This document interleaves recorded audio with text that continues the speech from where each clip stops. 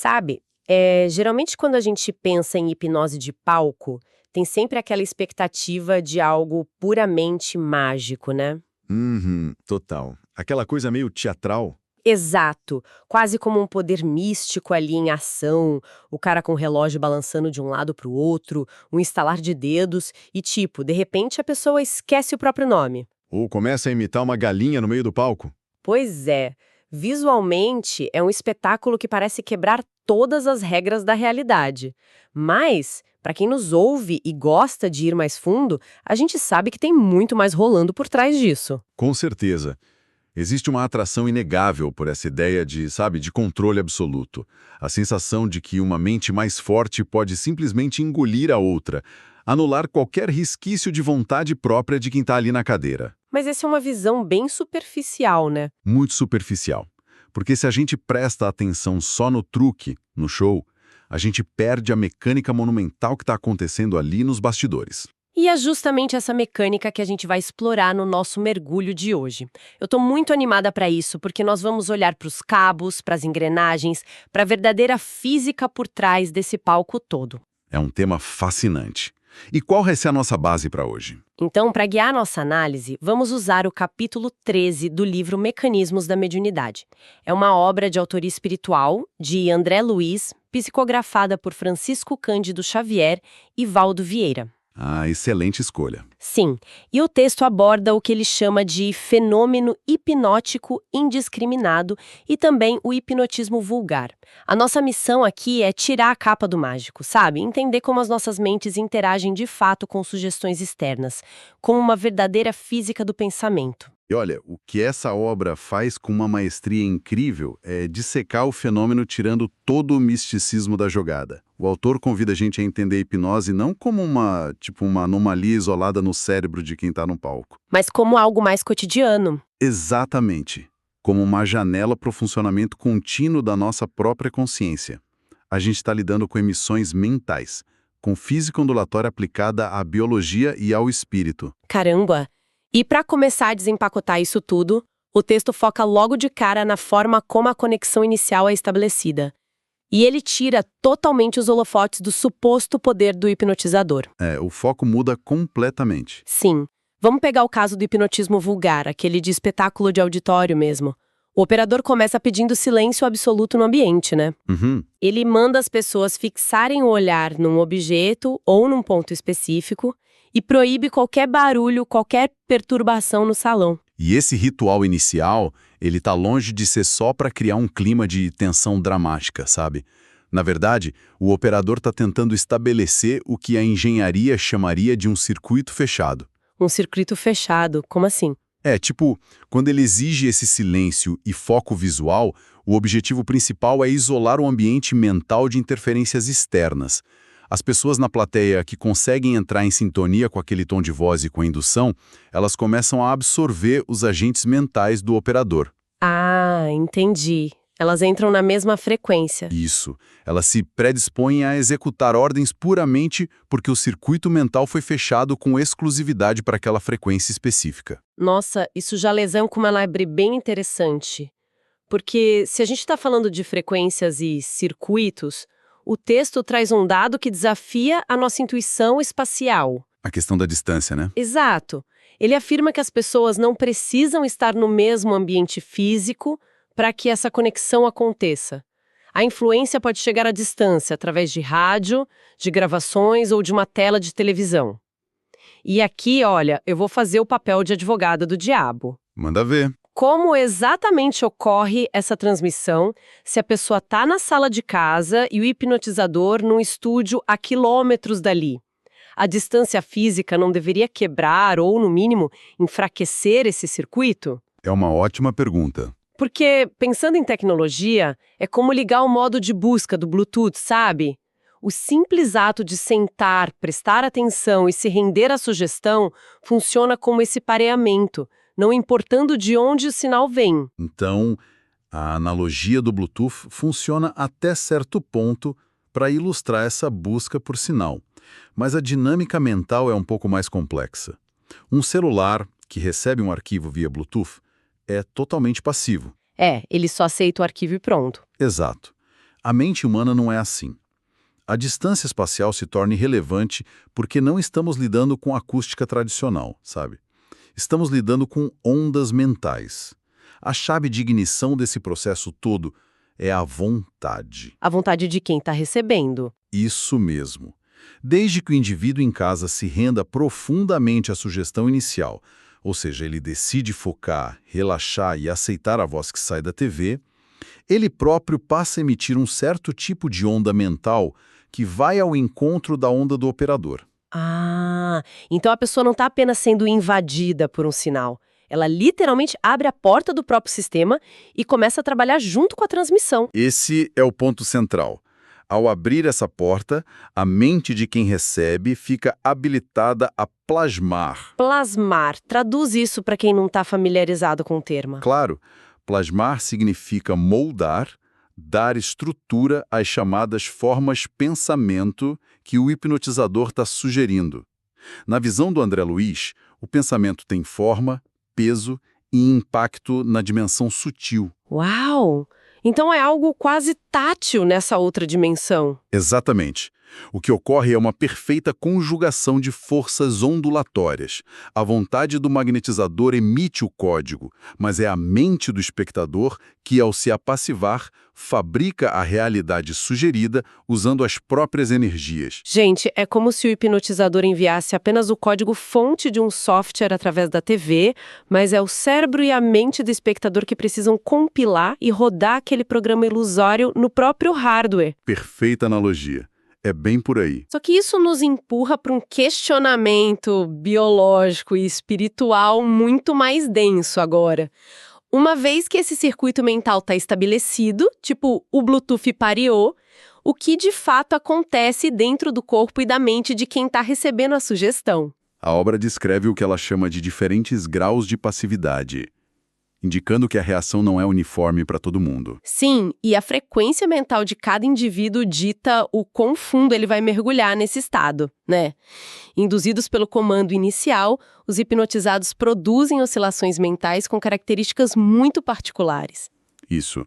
E o texto divide esses graus de passividade de forma bem clara. A grande maioria entra no estágio mais leve, que é a hipnose vulgar. Um grupo menor escorrega para a letargia. E uma minoria, casos bem mais raros, mergulham em estados extremamente profundos. Exato, que são conhecidos como catalepsia ou sonambulismo provocado. Tá, vamos tentar visualizar a mecânica disso para a gente não se perder na terminologia técnica. O que está acontecendo quimicamente e espiritualmente nessas fases mais leves, na hipnose comum e na letargia? Então, nessas fases iniciais, o indivíduo começa a liberar uma classe específica de substâncias que o texto chama de aglutininas mentais. Espera, aglutininas? E o que seriam essas aglutininas exatamente? Estamos falando de hormônios físicos que circulam no sangue ou de algo mais sutil? É algo mais sutil. Estamos falando de substâncias originadas no campo magnético e espiritual da pessoa. Mas, e aqui está o pulo do gato, elas têm um impacto direto e fulminante na biologia do cérebro físico. Caramba, elas cruzam a ponte entre o espírito e a matéria? Exato. Elas atuam quase como uma névoa anestésica. Em condições anômalas, o papel dessas aglutininas é provocar o sono comum. Elas literalmente obscurecem os núcleos de controle do espírito sobre os diversos departamentos do cérebro. Fica tudo meio embaçado. Isso. A partir desse momento de névoa, a pessoa se correlaciona com a onda motora da vontade do hipnotizador. E aí começa a substancializar os quadros sugeridos porque a própria vontade dela está adormecida. Tá, então voltando para o nosso mundo da informática, para ilustrar. A liberação dessas aglutininas mentais seria o equivalente a dar o comando de colocar o computador em modo de suspensão, o famoso sleep mode. Boa, é bem isso. A tela apaga, os processos de segundo plano continuam funcionando para manter a máquina viva, mas o administrador principal do sistema, no caso o espírito, fica com os controles em repouso, obscurecido. E é uma forma excelente de enxergar. O sistema operacional base continua ativo, tipo mantendo a respiração, os batimentos cardíacos normais. Mas o administrador não está mais ali na cadeira validando cada comando que entra. Certo. Mas você mencionou que há fases ainda mais profundas, a catalepsia e o sonambulismo. Se a letargia é o modo de suspensão, o que acontece quando a pessoa desce para esses níveis mais raros? Nesses estados mais extremos, a alteração vai muito além de um simples obscurecimento. As oscilações mentais provocam o desprendimento do perispírito, ou psicossoma. Só para deixar claro para a nossa audiência, o perispírito seria aquele corpo sutil, o invólucro que serve de interface entre o espírito imaterial e o corpo biológico, certo? Precisamente. É a matriz energética que sustenta o corpo físico. Em transe profundo, esse perispírito se liberta parcial ou até totalmente das células físicas. Ele sai de cena. Ele se afasta do corpo denso. Mas a mente desse indivíduo continua inteiramente sob o domínio direto da onda do magnetizador. O operador passa a comandar os movimentos e as impressões dessa mente quase sem filtros biológicos. Uau! Isso significa que a pessoa faz um log-off completo. O usuário principal sai da conta, a interface se afasta do teclado biológico e o terminal fica ali, livre, para o hipnotizador inserir as linhas de comando que ele desejar. É uma invasão com portas abertas. Mas tem um detalhe estrutural aqui que me chama muita atenção no texto. Se a sugestão do magnetizador atinge a pessoa nesse estado, ela volta, criando o que a fonte chama de campo alucinatório. E pelo que eu entendi, quem constrói o palco dessa alucinação não é o hipnotizador. Não, não é. E esse é um dos conceitos mais refinados e bonitos do texto. A onda de força do magnetizador funciona puramente como um gatilho. Ela bate na mente apassivada e reverbera. Certo. Mas é o próprio indivíduo, usando seus próprios fluidos e capacidades mentais, que estabelece o campo alucinatório ao seu redor. Ele constrói a sala invisível, o objeto invisível, e responde aos apelos dentro dessa redoma que ele mesmo estruturou. O que derruba completamente aquela ideia de que a pessoa sob hipnose é só uma marionete vazia, né? Um pedaço de barro inerte nas mãos do outro. Totalmente. Ela é a construtora da própria ilusão. E isso nos leva a uma questão prática fascinante. Se você tem 10 pessoas no palco, todas com o sistema em modo de suspensão, todas sob o comando da mesma voz, elas reagem exatamente da mesma forma a uma ordem? A lógica diria que sim, mas a prática diz que não. Pois é, o texto ilustra isso com 2 exemplos muito precisos sobre o comportamento humano, saindo da biologia e entrando fundo no território da individualidade. A obra deixa claríssimo que a submissão hipnótica não deleta quem a pessoa é. O primeiro exemplo que o André Luiz relata é a sugestão de frio intenso. Imagina o hipnotizador diante de 10 pessoas apassivadas e ele afirma peremptoriamente que a atmosfera ficou gélida, que eles estão no meio de uma nevasca de inverno. E a resposta a isso é que gera aquela comicidade que a gente vê nos espetáculos, né?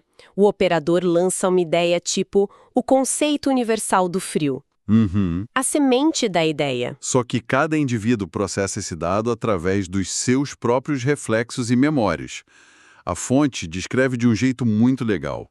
Um dos hipnotizados agarra o próprio casaco e abotou até o pescoço.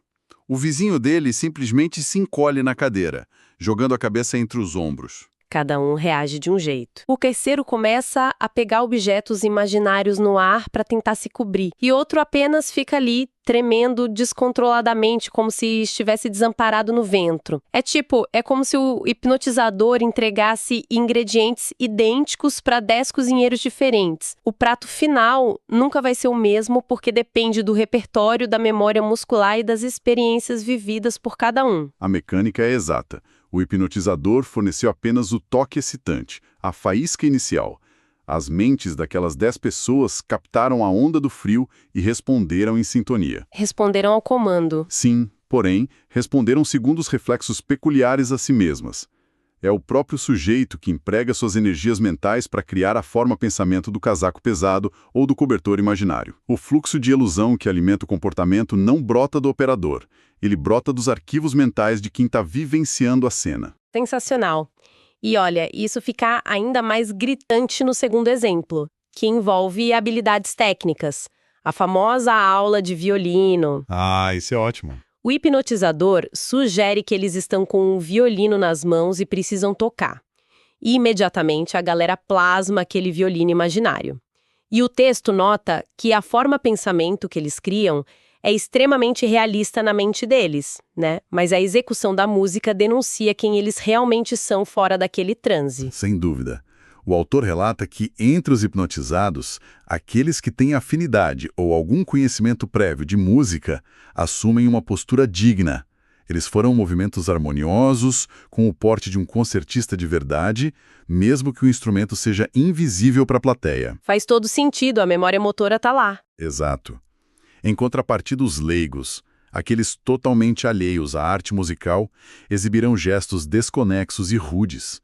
O texto até usa uma expressão peculiar, dizendo que eles manobraram a forma-pensamento como crianças injuriando a arte musical. Crianças injuriando a arte musical? É uma descrição fantástica. A mente deles concorda em segurar o violino, mas quando o sistema procura o arquivo executável de como tocar violino, a pasta simplesmente está vazia. Deu erro no sistema. Então eles improvisam de forma grosseira, o que me faz pensar nos limites reais dessa obediência toda. Sabendo que a reação depende intrinsecamente desse repertório interno, até que ponto o operador consegue forçar alguém a agir completamente fora da sua própria natureza ou da sua base de conhecimento? Esse limite esbarra justamente nas ferramentas que a mente do hipnotizado tem disponíveis.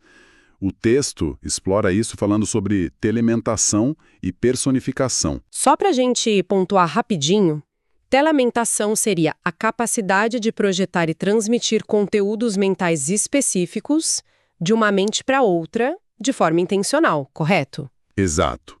É a transferência de imagens e comandos mentais à distância. Quando o hipnotizador quer que o sujeito assuma a personalidade de outra pessoa, ele precisa, via de regra, escolher uma figura pública popular.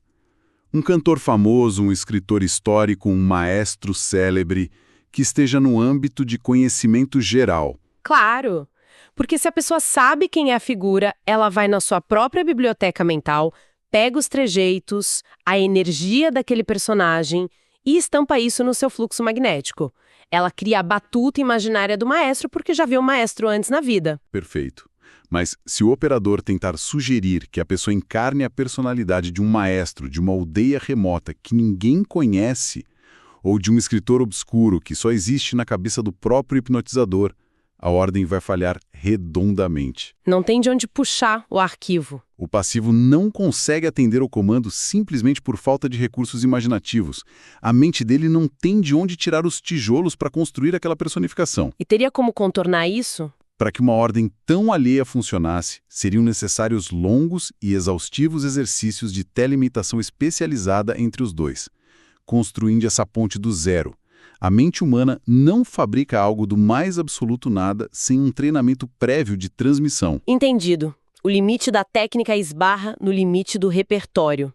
Mas isso nos leva para a camada que eu acho a mais crítica dessa discussão, que é o peso moral das sugestões.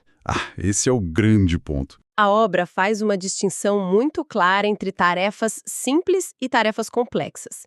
Se a gente voltar aos filmes de Hollywood, o tropo é sempre o mesmo. O vilão, de sobretudo, hipnotiza a pessoa de bom coração e dá uma ordem inquebrável para ela roubar um cofre ou atacar alguém. E a pessoa obedece como um zumbi, indo totalmente contra os seus próprios princípios. À luz dos mecanismos que estamos analisando, isso se sustenta ou é pura ficção? A literatura de André Luiz desmorona esse mito cinematográfico por completo, detalhando o que podemos chamar de fronteira da afinidade moral. A fonte estabelece que, para ordens de somenos importância, sugestões elementares como beber um copo d'água, pegar um lápis ou caminhar até o outro lado da sala, o comando é absorvido pela onda mental e se incorpora automaticamente à ação do indivíduo. É a versão biológica de clicar em li e aceita os termos e condições, né? Ninguém lê, não exige reflexão moral profunda, então o sistema simplesmente aceita o cookie e segue em frente. A comparação é super válida. A fricção é quase zero aí. No entanto, o cenário muda violentamente quando a sugestão envolve processos de alta responsabilidade na esfera da consciência. Quando a coisa fica séria. Para atos complexos que impliquem compromisso moral ou desvio de conduta, como cometer um crime, ferir alguém ou roubar a engrenagem, exige uma fundação muito mais sólida. Nesses casos, a hipnose só atinge o seu objetivo se a onda do hipnotizador encontrar ressonância idêntica na onda do hipnotizado. Uau! E o que define essa ressonância idêntica na prática? Como o texto explica essa necessidade de alinhamento para algo ruim acontecer? A obra afirma que precisa existir plena identidade de tendências ou opiniões. O operador e o passivo precisam estar jungidos, ligados moralmente, naquilo que o texto chama de recessos da afinidade profunda. Espera, vamos aprofundar o porquê mecânico disso. Digamos que o hipnotizador deu uma ordem violenta a uma pessoa genuinamente pacífica, que não tem nenhuma inclinação moral para a violência dentro de si. O que fisicamente ou energeticamente acontece no sistema para a ordem falhar? O que ocorre é um choque de frequências. A onda mental do crime ou da violência carrega uma densidade vibratória específica. Quando ela atinge o campo mental da pessoa pacífica, não encontra material correspondente para se ancorar. Certo. Lembra do campo alucinatório que a própria pessoa precisa construir. Se ela não tem essa tendência moral, ela é simplesmente incapaz de plasmar a forma pensamento do ato violento. Essa dissonância brutal gera um atrito. As frequências entram em choque e quebram a sintonia magnética que mantinha o circuito fechado. O sistema entra em pane por incompatibilidade. Exatamente. Na prática, a trava de segurança da consciência desarma o circuito.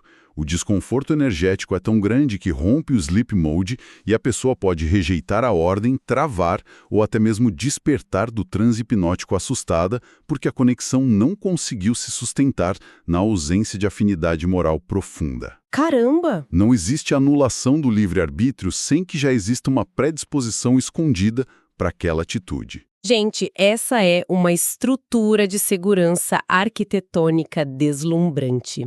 A mente aceita o ridículo, aceita segurar o violino invisível, aceita sentir frio numa sala quente, porque nada disso aciona o alarme de emergência da nossa essência moral. São só superficialidades. Exato. Mas na hora de cruzar a linha do caráter, se não houver a mesma lama no fundo do poço de ambos, a onda magnética entra em curto-circuito. É tranquilizador saber que a nossa individualidade profunda não é tão facilmente hackeada assim. E é aí que reside a grande contribuição dessa obra para o entendimento da mente.